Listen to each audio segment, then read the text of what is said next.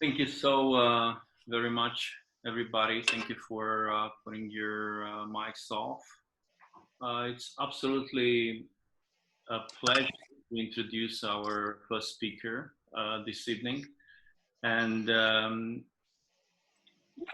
I have almost no other words. Any words I could use, they're very weak to introduce Brian, who been like a father to me personally, became my mentor for many years. When I grow up, I want to be like him. Um, he's a former gymnast who followed his passion and became a pastor.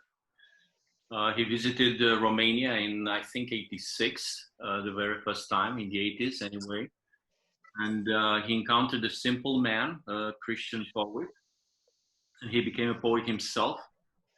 And then Brian went back to California and he managed to transform his whole community into a gang of poets. He's one of the most brutally honest people I know. That's his personal doctrine. And without any other words, any other introduction, we welcome Mr. Brian Morgan. He is also called Rabbi. Welcome, Rabbi. Thank you. It's a privilege to be here. And so I'm supposed to give some of my opening thoughts about the vulnerability and power of privilege. And I'm at the top of the pyramid when it comes to privilege. I've been a pastor for 46 years in a church at the heart of Silicon Valley. And with the advent of the computer industry in the 80s, the demographics of the Valley changed dramatically with a huge influx of highly educated Asians and Indians who work for companies like Apple and Google and Facebook. So we live here in a bubble where most people can shelter in place, work from home, buy groceries safely, and have access to the best healthcare. But when COVID hit and arrived in full force, it affected me deeply. I have many emotions. The first was fear. I'm in good health, but at 69, I'm vulnerable. I've had pneumonia before, and one of my close friends was at a funeral. The husband of the deceased hugged him and his wife, and later tested positive for COVID-19. The Monday after the funeral, we had our men's Bible study at his home, and he served us all communion. And so for several days, we lived in fear that we may have contracted COVID. He and his wife later tested negative, much to our relief. And then 2 weeks ago, I did a funeral service in graveside for a dear friend, and we maintained social distancing, and I had no fear. So along with fear, I have felt hope, watching the world adapt and to seek new creative ways to connect. And with Zoom, I was able to maintain the 3 classes that I teach. And I'm passionate about vulnerability and intimacy. I was very surprised that none of that was lost over Zoom, perhaps because people already felt safe in their relationships.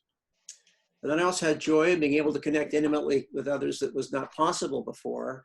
Got a special place in my heart for Romania, and some of the kids who I met when they were 8 years old, I'm mentoring, started a class for them now in their 30s. And so we have a class from about 6 in Romania, and 2 of them are England, and then Colorado and New Zealand. And then I was able to start another class for college and young adults on finding your voice in God's heart in the Psalms. And of the 43 folks, 10 are out of state, including my granddaughter who lives in New Mexico. So that's been a joy. But I've also felt grief for those who died and those who've lost their jobs. My middle daughter is a photographer in San Francisco. She lost all her future jobs and is now unemployed. I have appreciation for my wife, Emily.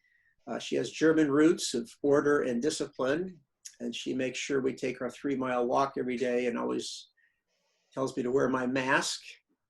Wednesday, we celebrate our 48th anniversary by going out to our favorite Italian restaurant that just opened with outdoor seating. We were so excited being back, we gave out twice as much money in tips as we paid for our meal. I think the strongest emotion is love. For those who put their lives at risk.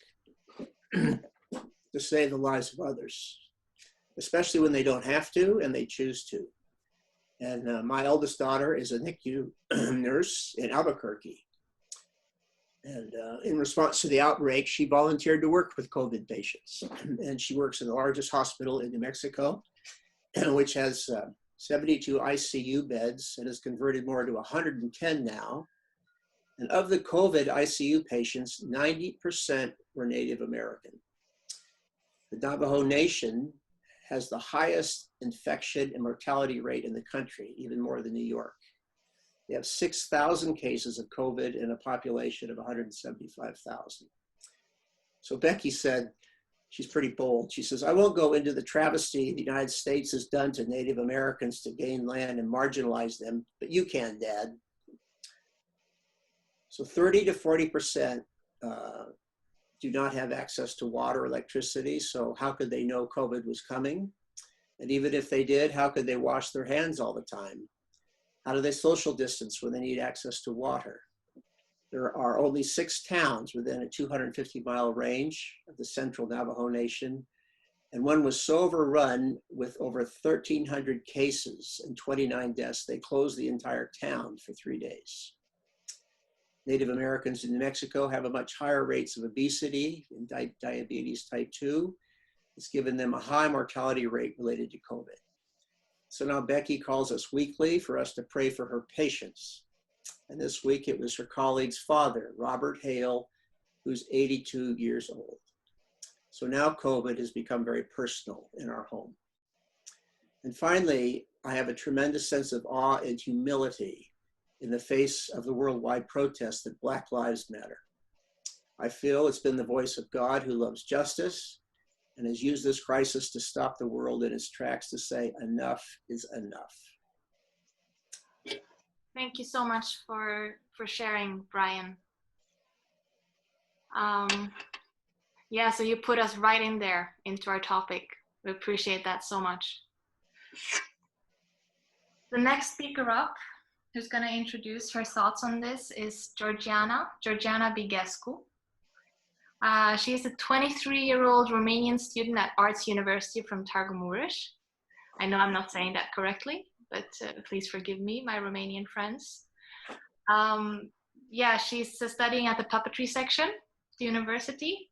She's one of the most bubbly, cheerful, and loving people that we know. She founded her own association, Hope Association, in 2018, and she's the president of this. And under this association, she works with kids and youths with and without different kinds of special needs, with youth from disadvantaged areas and orphanages. And she does this mostly through theater, dance, and arts. And she also writes books and stories for the kids. Not only kids, also kids. She's a very inspiring young woman. Hi everyone. I'm so humbled that I'm here and that I have this space to talk about this period and about privilege and about vulnerability. I'm about to talk, but at first I just wanted to tell you how I discovered this thing with privilege and what is to be privileged. I always thought that I'm privileged because I had a mom and I had my brother and sisters, and I had like a very nice and fun childhood. But when I grew up, I started to see that privilege was only in my head, because the society was not seeing my condition as being privileged, because I was coming from a poor area with a lot of kids in my family and this kind of things. So in that moment, I felt vulnerable, pretty vulnerable. And I was thinking that this is a bad thing to be vulnerable. So I started to close myself in. But I really think that that I received like an enormous gift, and I met kids with special needs, like with Down syndrome. And then I just realized that being vulnerable and know how to use your vulnerability is a very big gift, because being vulnerable with people around you, it kind of shows them that you are true, that you are natural, and it also gives them courage to put off their masks and to also be true and to come in help of the others. About this period and how it affected the kids that I'm working with. For us, it was like a very big hit, because we were going in orphanages and in disadvantaged areas weekly, doing a puppet theater with them and telling stories. And when all this thing came in Romania, we were like locked down in our houses without any connection to those kids.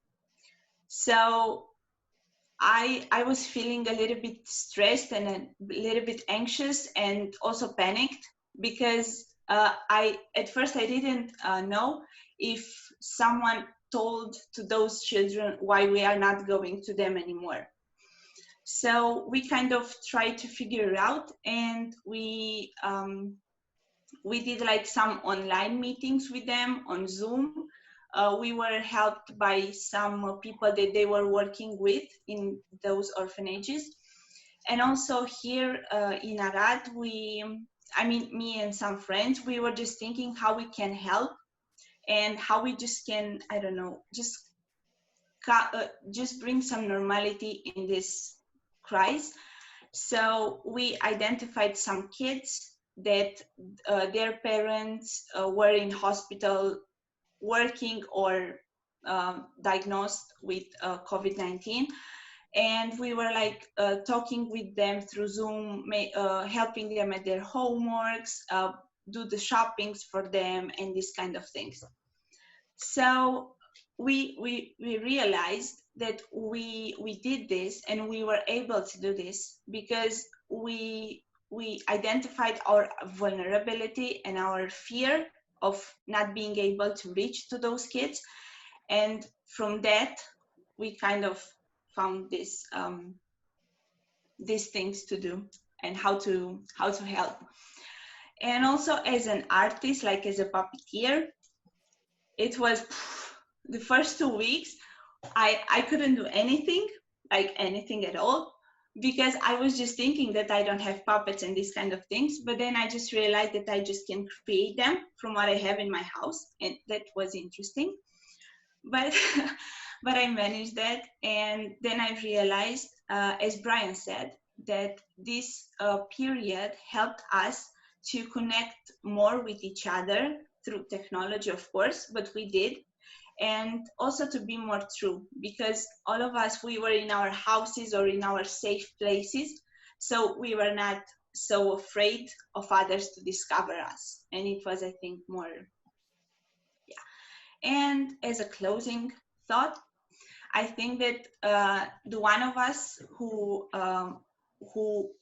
can identify our vulnerability and our privilege, we have like the mission to go to the others who they cannot identify if they are vulnerable or not, and to help them to use what they have good in them or their condition to evolve and to become some better persons. Yeah. Thank you so much, Georgiana. Wow. Getting some very good thoughts and perspectives on this COVID crisis and how it has affected different people. Thank you so much for that. Which leads us very nicely to our next speakers, Bert and Margriet. Looij. Is that correct? Bert and Margriet are from Holland. They've been living in Looij for more than 23 years, making sure that the circumstances of everyday life are being improved radically for the Roma families living here. Shelters have been built, food, medicine, and clothes have been distributed. and other immediate needs are met because of their generosity and their service in this community. Most of all, they've been working to educate the community. And for the last 9 years, they have also been running a kindergarten for the children in the community. And this community actually is on top of a garbage dump, for those of you who do not know. And the transformation that has taken place in that little village, that garbage dump, whatever you want to call it, has been quite impressive since they started working there. So it is a strong belief that they'll keep on going for many years, serving the families who live there. And we're very excited to have you with us and to hear you share from your perspective on vulnerability and privilege in this time, and what this crisis has revealed to you on that topic. Thank you. I appreciate that you are listening to us. It was very strange that 11 March, the kindergarten was shut down. And I think I didn't even realize it very much. I thought, oh, no, it's really coming from China also here. Because when you looked in January to the television, it was so strange that everything was locked down. But then it came very close. And yes, we stayed home, and it was a very strange feeling not to be running, not to go. And I think I felt vulnerable after a while when I really saw the news that people, especially in Italy, were dying alone. I think that was affecting me a lot. And also when a friend, she had COVID in Holland, and it was very serious. And when in one morning, I just get one verse, one word from God, what made me so in peace, that Romans 8:39, that nothing will separate us from the love of God. And when not even death or not even a sickness. And I think that made me powerful, that I get the power again to go on. And just even by praying, because we couldn't go to the community anymore, there were other people who gave out some food, but everything was there also closed down. And I think that was the most personal thing I can say, that the moment God told me nothing can separate you and me, because I love you and you love me. And that was the moment that I felt the power, whereas also and privilege, that I had a house, I had a garden I could just enjoy, and I felt very privileged. And also it was so nice that a lot of people from Holland contacted us and said, how many are sick in the community? How many are sick? And that I could say, with the grace of God, nobody is sick. And until now, nobody is sick. And I'm so happy for that God is putting his hand on that community. And we're going again. One telephone call I got from the social worker, that she asked me to come and to bring some Pampers and some milk powder, because there were some mothers who didn't have food for their babies anymore. But I didn't went to the mothers, I just gave it to the social worker because she went there. So there was one thing what we could do, and then we went home, because after that we delivered it to the social worker. But yeah, and now it's good to see the people again. Yeah, so it's a difficult time for them. Oh. Wat vind je? We're good, we can see you. You can see me? Okay, I cannot see you now, but can you hear me? Yes. Okay, I will speak. I don't know what happened here, but it's okay. Well, it was really a shock for me to not be able anymore to take care of the people there, because like you said in the introduction, we were taking care of them for many years, and we feel them like our family. We see them as our direct close family. And then on the moment when a virus is coming in, then you're not allowed to go anymore to help them. So that was a very hard time. anyhow, we learned to adopt to the situation. So we start to, I start to redo my schedule, and we start to work a lot of things at home. Then I realized that I was very privileged because the virus not directly affected me. I could sit in my garden outside, and I could do a lot of work I never did, I never had time for. Also money-wise, I heard about people who who could not have a job anymore, who didn't not make money. And well, praise God, money-wise, it didn't make any difference for us. So I really felt privileged. The other hand, I felt very unsure about what I could do for the people there. And I remember a few times they gave me a telephone call because they said, well, we need help. We don't have money anymore. We cannot eat anymore. So even in the time of the virus, I made a few exceptions, and I drove there by my car to help some of the urgent needs with some money and donations. The strange thing is that even if they were in the vulnerable situation, the people on the dump, nobody became sick there. And I think that has to do because they had a bigger resistance to all kind of sickness. So that was a good thing that really nobody became sick, but still they are suffering now because people, they get sent home without work, and they still, even now when things are starting to get running again, people don't get back to the job. So it's still for them a very hard time. Also for the people who are weak and without medicine already, because normally we help people with buying medicines, and now in 3 months we went out there and we could not do anything for them. By myself, I was a little bit holding back. I was in the first week, 2 weeks, I was just, well, stay away from other people because of all the publicity on television and on the radio. I think, well, if that virus gets you, then you will be in trouble.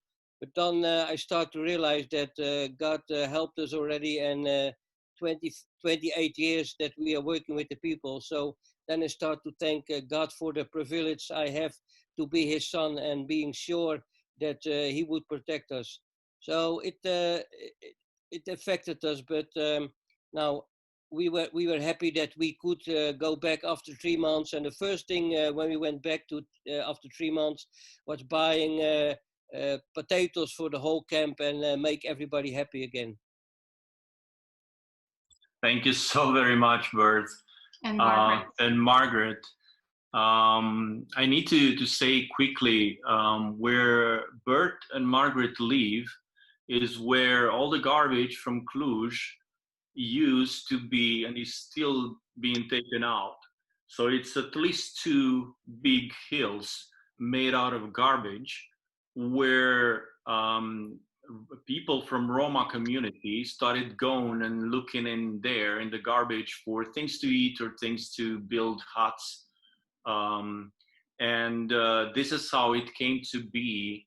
I think they call it the community, they call it Dallas, right? Margriet and Bert. Yeah. Yeah, they really have 4 communities. The oldest community is Dallas, and then we have 2 or 3 other communities. So it's in the press you will see that it should be finishing this problem, but it only in reality it's getting bigger. We get more people sent to the garbage dump still. So just so that you know where Margriet and Bert are live from, that's where they put together their kindergarten. It's a terrible, beautiful transformation that takes place there every single day. And I think the horror of this period with the COVID-19 is the fact that they had to stop the education. They had to stop from being with those people and educating them until a good life. They're teaching them how to fish. They're not just giving them fish. The stories that Bert and Margriet have, they're amazing. Maybe they get to share some tonight. Thank you so very much. We will move on to our next speaker. Heather Belton, who describes herself as an African American Caucasian single mother. Is it six, Heather? I think. Yes. Yes, and she lives in California, and she works with the law enforcement community there. The background that Heather has is an amazing one, very dramatic. She was born out of a mixed marriage, and she, as herself says, strongly identifies herself as a follower of Jesus Christ. She finds herself constantly navigating her way through multiple areas of gray. Privilege and adversity are two concepts she has grown more and more familiar with simultaneously, as she finds herself caught between multiple cultures that seems to constantly be at odds. So please take your time, Heather, and welcome. Thank you. Well, first, let me just say that it's, can you hear me okay? Good. So first, let me just say it's an absolute honor and privilege to even be asked to be able to even speak on this topic. When I looked at the topic, I was overwhelmed because I was like, wow, that's a heavy topic, and how do I fit and address some of the real crucial things that best identify specifically with the United States, how privilege and vulnerability have, or how that's had an impact on COVID-19 in this country. And then I thought, okay, digress a little bit and think about just personally be vulnerable. And I had to take myself back to when COVID really hit. And I'm not a panicker. I'm not really by nature a worrier, but I found myself getting a little panic, just like this innate panic in me as a single mother. And I just started feeling like, oh my gosh, do I have enough stuff at the house? And what about the kids? And then there was speculation of people going to other people's houses. And so then I just got very vigilant, like hyper vigilant, and went to the grocery store on my lunch break and like bought all this stuff, and went back again the next morning. And so I found myself kind of getting panicked, and then I had to kind of bring it in and just give it to God and just pray and just say, I know He's in control. I know He loves my kids even more than I do, and He loves me. And so that's when I felt, I think that's what it was. I felt very, very vulnerable. So I need to address that first. But I think that most importantly, as I think about the pandemic and how it has impacted the United States, I can't talk about the pandemic and not address the correlation with, which I think is an even bigger virus, if you will, in the United States, which is the virus of racism, the structural and systemic racism that this country has pretty much been founded on. And I think that is really, COVID-19 has brought a spotlight to that, because it has affected the Black community and other communities of color much, much more than it has the white communities and the communities of privilege. For instance, you know, there's a population of 328 million people in the United States, and of that population, 120,000 deaths occurred from COVID-19. 20,000 of those were Black people. And if you look at the disparity in just the populations of Blacks in the United States, which is 41 million versus 197 million white Americans, you can see how that was huge. And that made me very, very sad,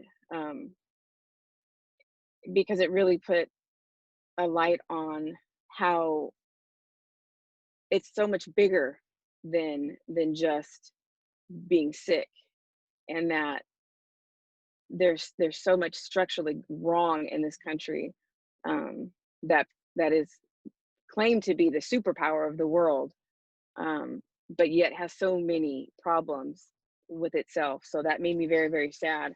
The unemployment rate here in the United States, also, I think COVID really affected that. And I think that also shined another light, because the service industry was hit the most hard, and people of color are working in the service industries.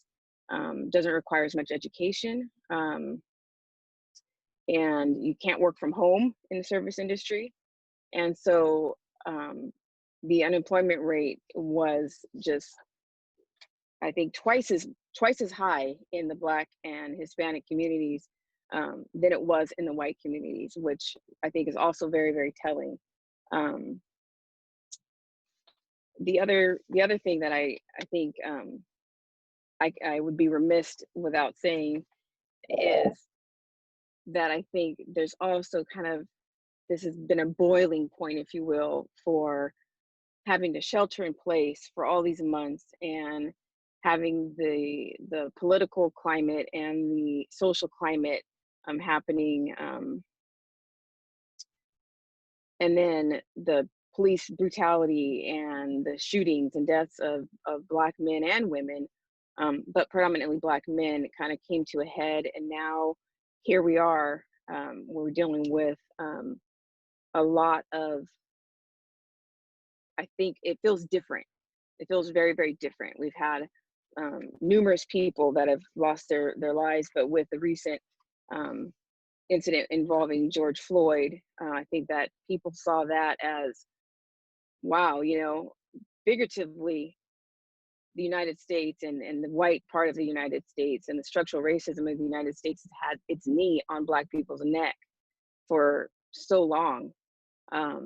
And they watched it, they got to see it, and they got to see it happen with George Floyd. And I think it really struck a chord, not just with Blacks. And so I have to say that it was so moving to see all the countries that also protested in Africa. I mean, I think Monrovia and South Africa, to the United States, embassy, and in France, even Iran, Germany, Taiwan, South Korea, everybody around the world sees it. And so that was very, very moving. I think in closing, what I was struck with is that through all of this, I feel like I'm one person, I'm in a small town, and what can I do? But, when you take a stone and you throw it into a pond, it's just one stone, but the ripple effect that it makes as it hits the water, I want to be that stone that makes that ripple, that hopefully reaches other people and reaches out, because you never know what that one thing you do, who it affects, how it affects them, and then how it continues to affect other people. So I just want to encourage you all that even in this tumultuous time we're in, we are one race, and we can be one movement. And though we're thousands of miles apart, we're really standing hand in hand together for the same purpose. So thank you very, very much. Very beautiful. Thank you so much for sharing with us, Heather. Let's not waste too much time, and I'm going to address a question directly to you. And I know you have no problem with being vulnerable. Considering who you are, where you came from, some of the people watching us here know the story of your father and your mother, and all that drama around that marriage. Very few of us know how you felt as a child growing up, as a little girl, and then a teenager girl, and then a woman. How was your experience being basically a Black woman, a Black little girl growing up with all that drama around the marriage of your parents? It's such a complicated question to answer, because I felt different things at different times. But I will start by saying I remember, I was born in Monterey, or Carmel, and I lived there till I was about 8, and then I moved to San Francisco. So Carmel consists of a military base at the time, not Carmel, but Seaside area. And So there's a lot of military, a lot of intermixing. I didn't know really anything about being black and white. I didn't know that was a thing. And then when I moved to San Francisco, I remember going to, my dad took on an associate pastoral ship in a big church in the heart of San Francisco. And it was predominantly black. And I remember this black girl saying something about the texture of my hair. And she referred to it as good hair. Like, oh, you got good hair? And I just remember thinking, like, what's good hair? I was too embarrassed to ask, but I asked my mom when I got to the car, like, what's good hair, you know? And she said, there's no such thing as good hair. You show me bad hair and I'll show you good hair. What she's referring to is the texture of your hair, but there's no such thing as good hair. And that kind of started the opening of my eyes to so many different things around race. So my other siblings might have had a different experience, but I very much, how I identify is as a black and white person, because my mother's white. She birthed me, she nurtured me, you know, she raised me, and my father's black. It's who I am. But for most of my life growing up, I constantly had society, who they see are my features, and they see me as a black person. But black people, when I try to identify as black and white, they're like, girl, you're black. You know, America or society sees you as black, you're black. You check the black box, which I grew to resent, because it was like, well, but that's not what I am. What I am is black and white. So why are you making me, you know? So I had to struggle with that. Now I get it. At 44 years old, I get that how society sees me is one thing. I don't need to argue with anybody about who I am. I know who I am. And I have to say that I think it's a testament to how I was raised and my parents. I had really, really awesome parents who exposed us to a lot of culture. And I had a mother who didn't try to be anything she wasn't, and a father who didn't try to be anything he wasn't. And they really taught us about the love of Jesus. And that was the compass that always was what we were measured by, you know, that showed us our direction. And so more than black or white or anything else, we needed to make sure that we were trying to line our lives up with what Jesus would do. So thank you for sharing. One quick question before we move on with some questions we keep receiving here. But one personal, if you want, not curiosity, just a question for you. Did you lose any privilege because of who you were, because of the color of your skin?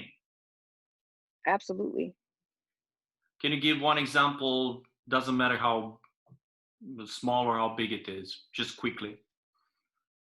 Well, I remember there are just things that I think about that I think other people don't think about.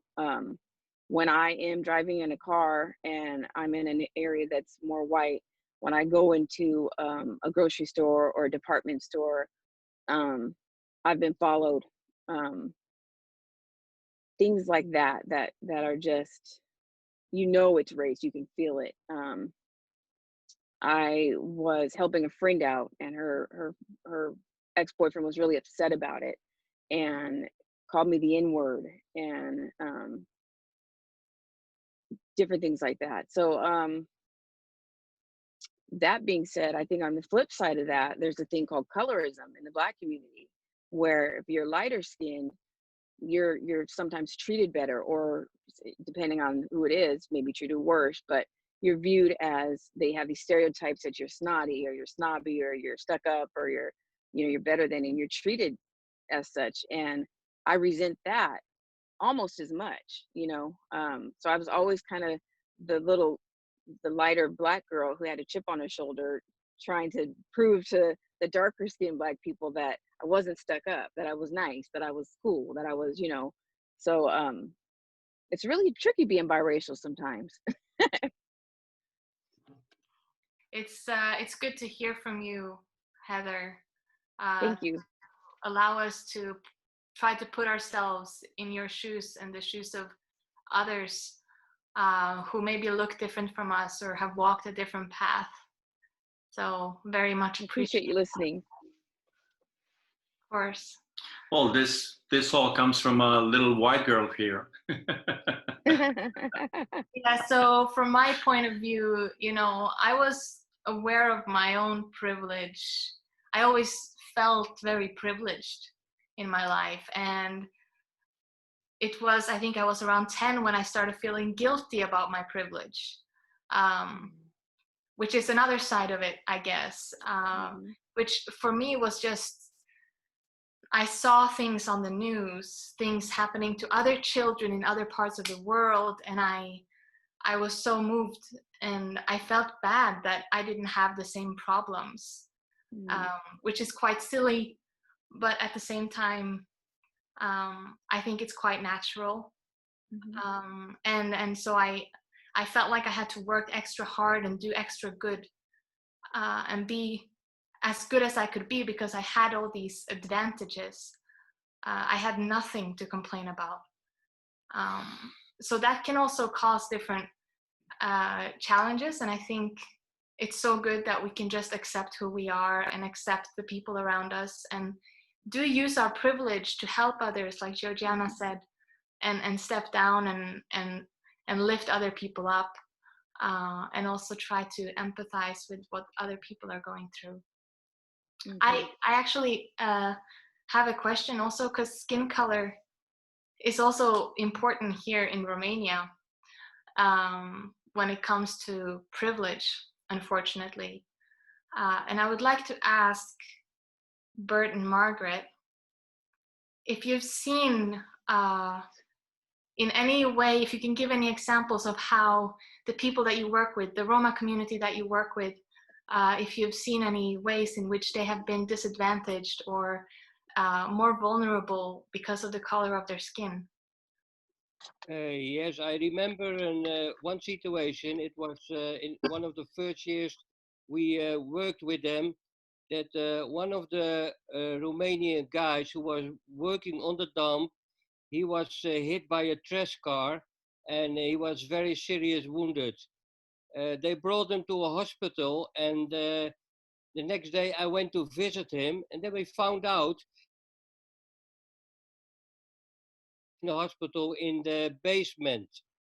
And when I visited him there, even not a doctor had given any attention to him. And he was crying out of pain, and nobody was watching him. So then I contacted one of the doctors, and I asked why that was happening. And when they saw I was not gypsy and not Romanian, the next day they moved him to a normal place in the hospital, and they gave him better treatment. Yeah, and unfortunately in Romania, this happens a lot. It is a matter of racism that, and for those of you listening and especially for you Romanians, you know, you've been told by your parents when you're kids, if you do not behave, the gypsies will come and get you. You look like a gypsy. You're as dirty of a gypsy, right, Margriet and Bert? Isn't this what you've noticed? This is what people tell other people here in this country. We basically encounter racism every single step we take in this country, and especially when it comes to the Roma community, this is a big deal. I will say, Heather, you got a question, just so that you know you're getting ready. But I want to turn to Rabbi. I want to turn to Brian, and ask him, what do you think one simple person living an everyday life, what should they do to counteract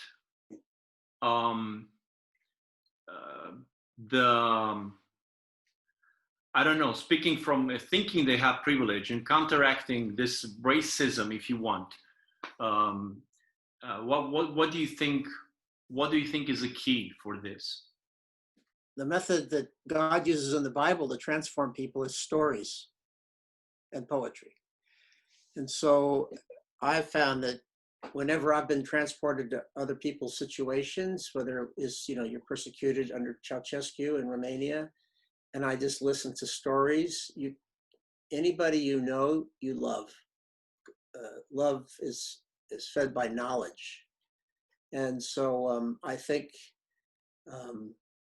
you just ask God to transport you into these situations and just listen to stories without judgment or persuading, and then lament and empathize and just walk a mile in their shoes. That's what stories do. That gets us out of our isolation. And you can do that without traveling now, but and I find this is how I've grown. I never knew justice was really possible until I met International Justice Mission, who rescued more slaves than all the organizations combined. And now, we work in Mumbai, India. I was going to travel there to work with their staff that are in a lot of pain, rescuing all the people, but just listening to stories. And I think what's highlighted now with the Black Lives Matter is all the channels are putting on all the history that we should have learned. I mean, I never knew the history after our Civil War, that we re-enslaved all the blacks, criminalizing them, and the Southerners still had their workforce, and that all our drug wars were really a way to criminalize blacks, and that our criminal system went from 500,000 in the 80s to now it's 2.3 million prisoners in America. And so, we just criminalized the whole place.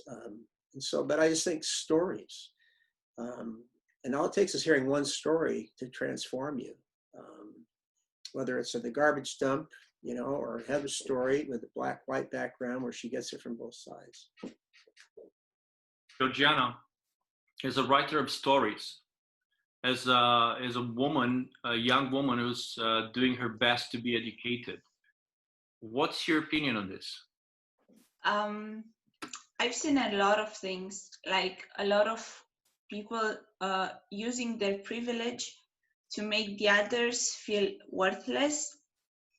And for example, one of my favorite stories that I wrote is called The Wolf Who Discovered Happiness. And this is coming from one of these situations where a lady, like let's say she was a lady, she was educated, let's assume that. She was just starting to hit me and to hit a boy with Down syndrome because we were traveling in the same spot in the train with her. That was her only motive to do that. And of course, I was like very, very nervous, and I was just so close to start shouting at her and maybe just throw some bad words because I was like so angry.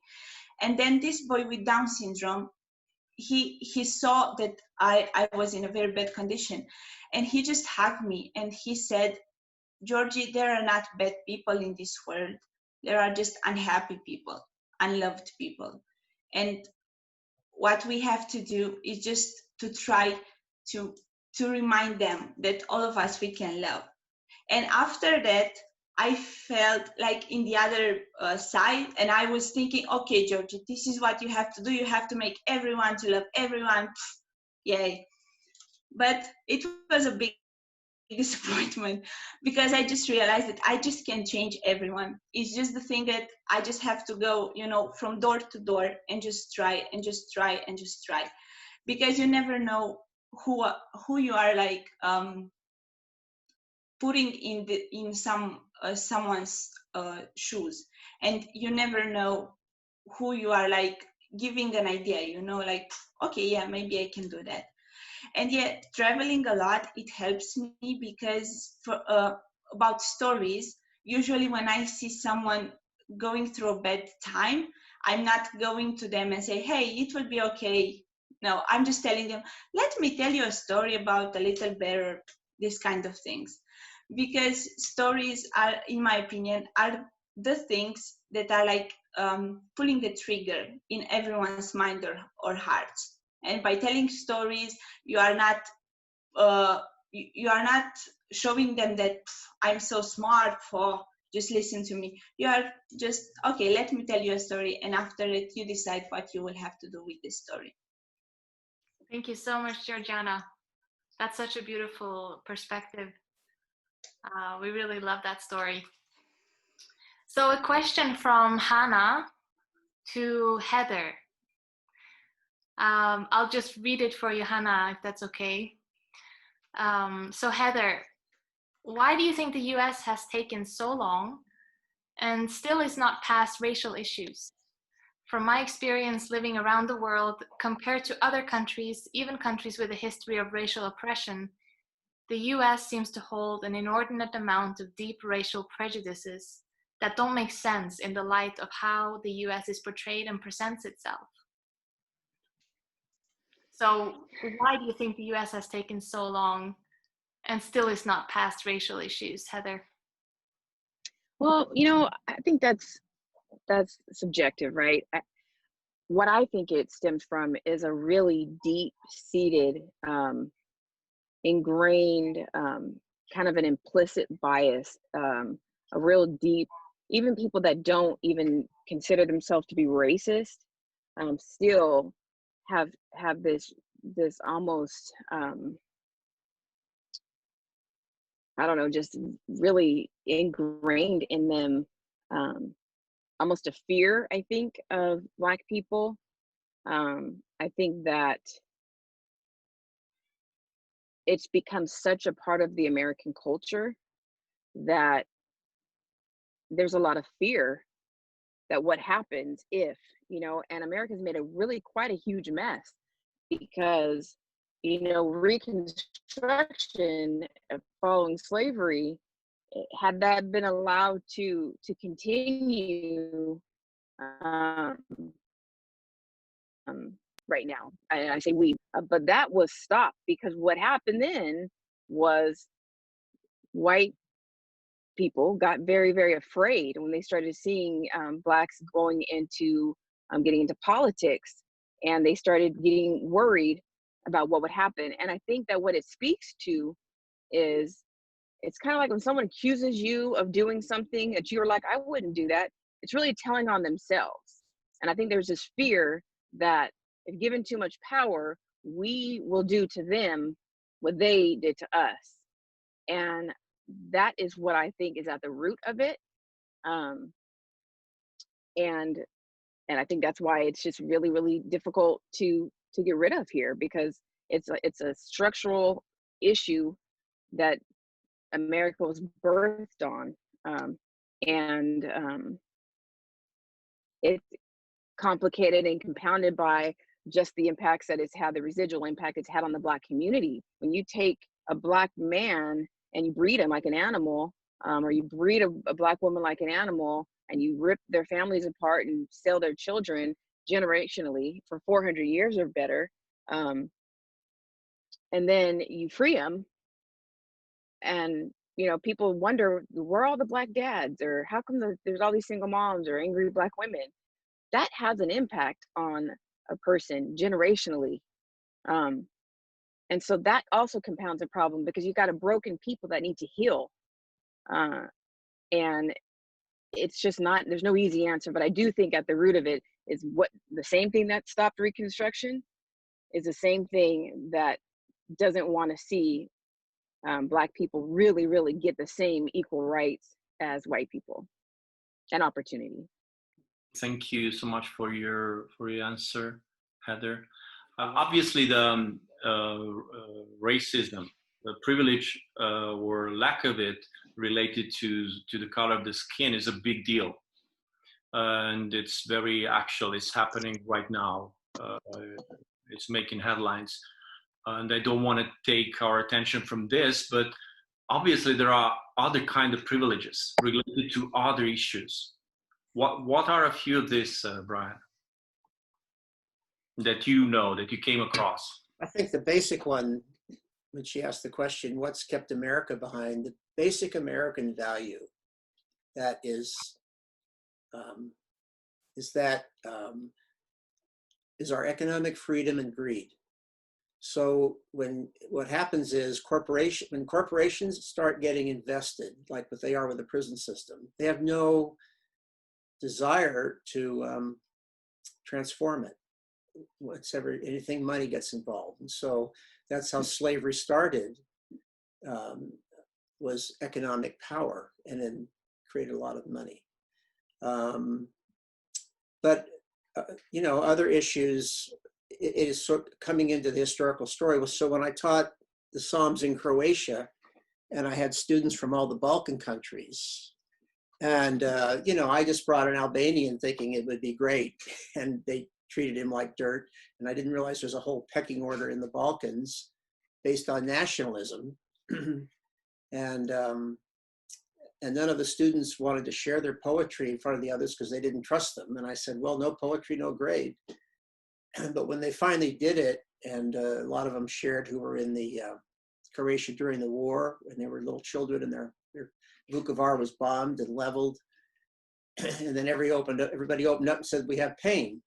And when we had 4 hours of psalms and poetry, and at the end of the time, everyone had communion, and the class became a family. But there, it was nationalism and a nationalistic story they were fed, since they were children, from Croatia and Serbia and Montenegro and so on. And so, nationalism is a huge one. And what I hate about Trump's thing about making America great is has removed us from being human, and to say that nationalism is greater than our humanity. I could go on about, but I won't. Yeah. Thank you so much, Brian. I just want to do something real quick and go away from the script, because it is too precious not to. Oh, and I know you, Brian, like this. You never follow scripts, okay? I know, Bert, you're like that. You never follow script. And actually, life has no scripts. Hey, Heather, do you wanna go? You wanna add something? Okay, I just wanted to add, when you brought up Brian, so glad you said that, because you jogged my memory. Trump's comment about making America great again. That in and of itself is so hurtful to the Black community and to other communities, because I'd like him to tell me at what point America was great.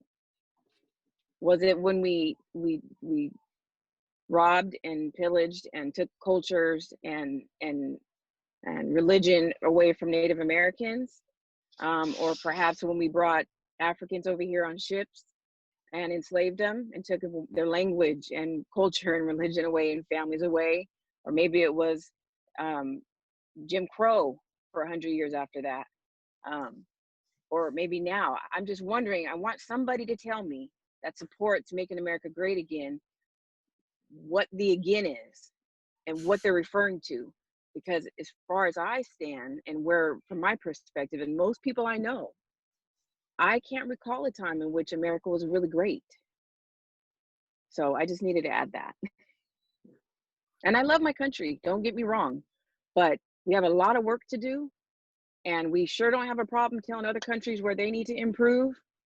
But we have a problem with racism, and it just might be America's kryptonite, because we got to get it in check. Thank you. Thank you for saying that, Heather. Is one thing that I also realized when all the madness started all over the world, basically, and in America as well. And that is, like you said, we have so much work to do. All of us, all over the world. Like you said, each of us has to adopt this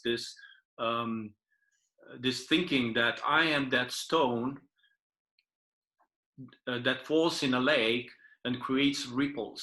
And those ripples come together, and they create a huge wave of change, whatever that change is. And everybody loves to quote wise people: be the change you want to see in the world.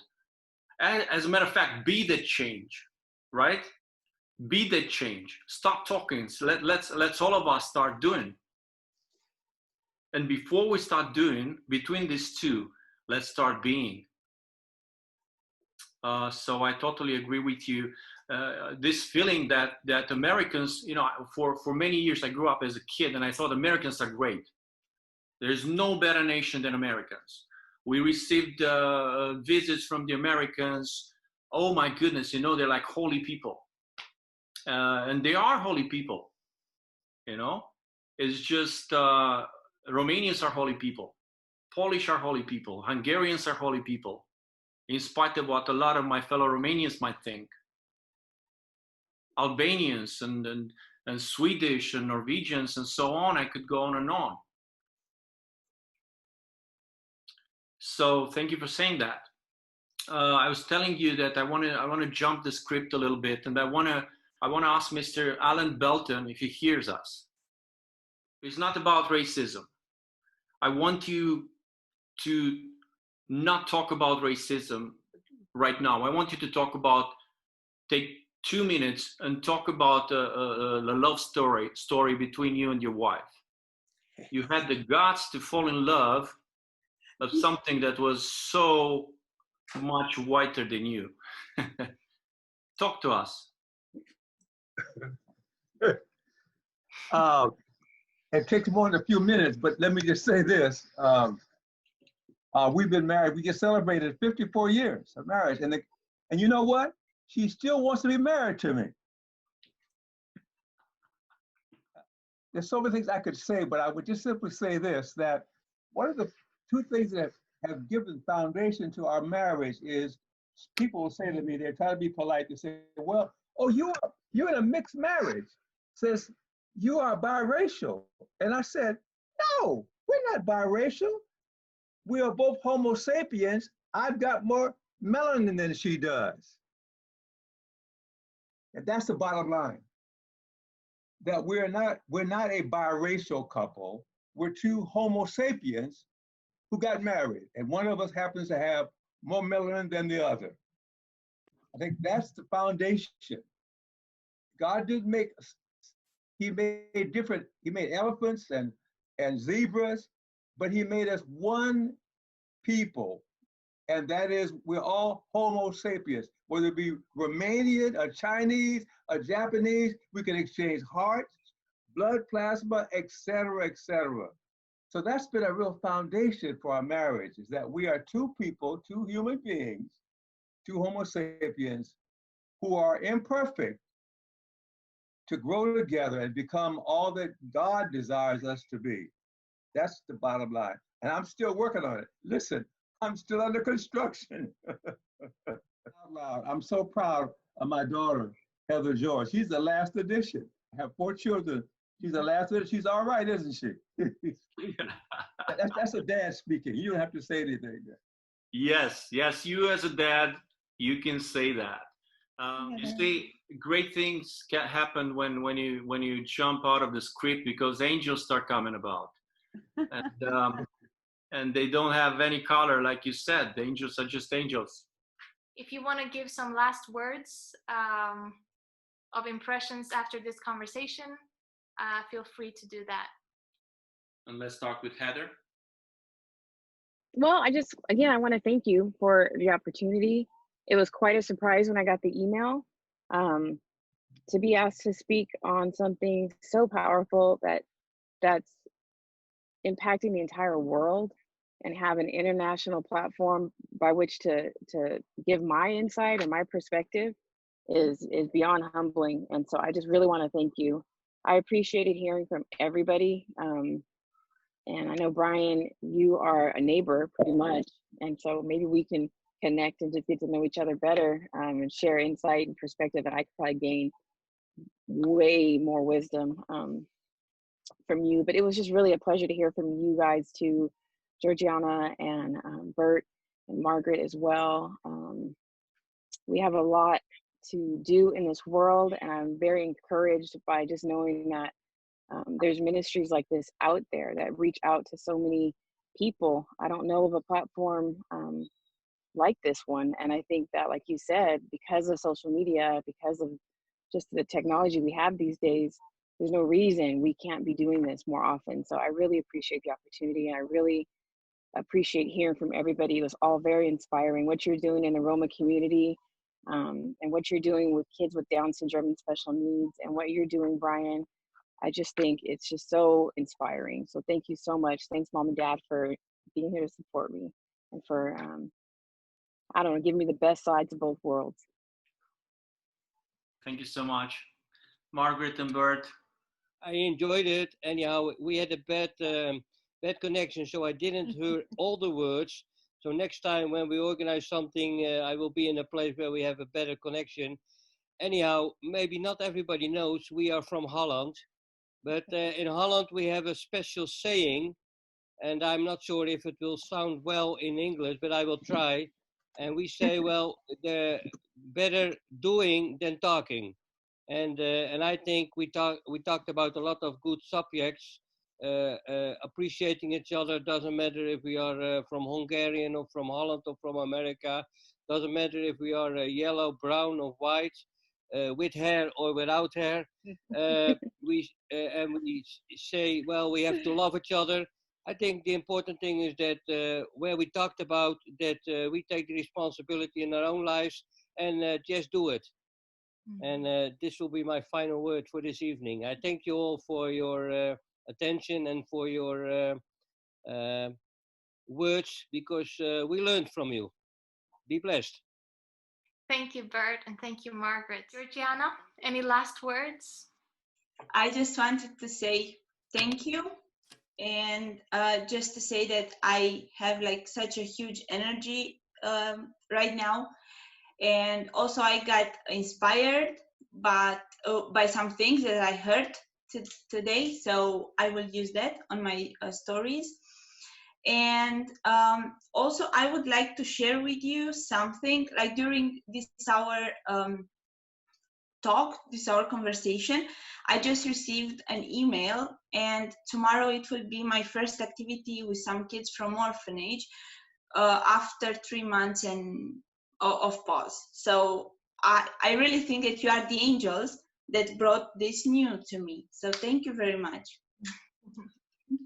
Thank you so much, Joe, and do stay close to us. Brian Morgan, please. I'm the privileged guy in the midst of this, and so my story has always been when the Lord's been able to transport me to places like you, Margriet, and Herbert, and Georgiana, you guys working, doing what Jesus did, is leaving your high place and going to the lowest place and caring for those that can do nothing. And that's always so motivated me. And in Silicon Valley, our church, I've always felt like our church will die if we don't have beachheads with the poor. And so going to Romania and being loved by people who had no food and who risked their lives to have me in their homes, and the Securitate chasing us around and realizing I could have gotten them arrested and imprisoned by my presence. And so it's just, I just feel it's my desire to keep learning the rest of my life from people that know how to work on the front lines like Jesus did. And I'm just honored to meet you all. And it's my goal to keep trying to live that way. I feel everybody has something to teach me. The older I get, the more I need it, and the more dependent I am on other stories to help me grow. And Heather, I feel so privileged to hear your story and all the personal travails that racism has caused. So I would give a saying to the meeting that we say in Romania, and it's sitting above in big letters above my window. It's "Mai bine nu se poate." Did I say that right, Liviu? Almost? Yes. Yes. Doesn't get any better than this. When we're all just human beings, all broken, coming to eat food with Jesus, and everybody has something to contribute. That's the body of Christ at work. And so, Liviu, I'm so proud of you. No longer making your living singing in bars around the world. Your dear bride and you are now giving the world a voice in very strategic ways, especially at this time. So God bless you both. Tusen tak. Thank you so very much. May I make one other comment? Yes, go Alan. We have to go, but I want to say two things. One is, today is the 19th, Juneteenth. It was when African Americans learned 3 years after the Proclamation of Emancipation that we were free. And if I were to sing a song, it would be Free, Free, but we won't sing the song. Pray for us as we continue to exalt Jesus and love folks like we've been loved. And thank you so much for your, I look at the screen, I see many of you who have loved me and have encouraged me, and I'm greatly inspired by what's this hour we've spent together. And by the way, you know, y'all know, right? I love you all, and ain't nothing you can do about it. To us, it was such a gift to host. First of all, the speakers, which you guys blew my mind and my soul away tonight more than ever. Each of you are our friends, and we admire and we love what you guys do. Thank you so much. I mean, I hope that it was as inspiring for all of you as it was for me. I am just full of gratitude right now and appreciation for all of you joining and for all of you who were sharing. It's a very humbling experience to be able to share and talk with each other so openly about these difficult topics. So to all of our watchers on Facebook, all the best, and thank you so very much for being with us. God bless you, and have a great evening wherever you are.